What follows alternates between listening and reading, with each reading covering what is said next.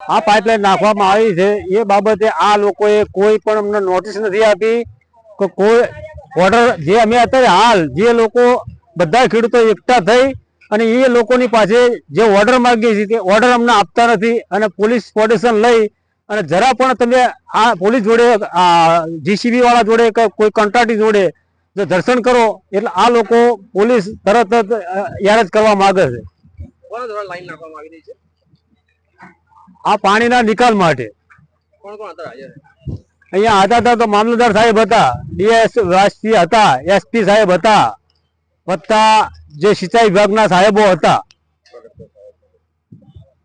આ લાઈન ક્યાંથી ક્યાં લગીને જાય? આ લાઈન અહીંથી દરણથી ઠેઠ અહીંથી જુવાલ વાસણા અને ઠેઠ સાંકોડ શેઢી નદી અંદર નાખવામાં આવે છે અને અંદાજે અહીંથી તે 6 કરોડ રૂપિયાનું નુકસાન જમીનનું સાંકોડ લગન સુધી થાય છે। ખેતી શેની હોય છે આપણે? અહીંયા ખેતી મુખ્ય ડાંગર અથવા ઘઉં બંને ખેતી થાય છે। શું આપણે માંગ છે તંત્ર સામે? તંત્ર સાહેબ મોટી માંગ છે કે આનું જંત્રી પ્રમાણે જે 4 ગણું વળતર આપે તે અમારી માંગ છે મોટી।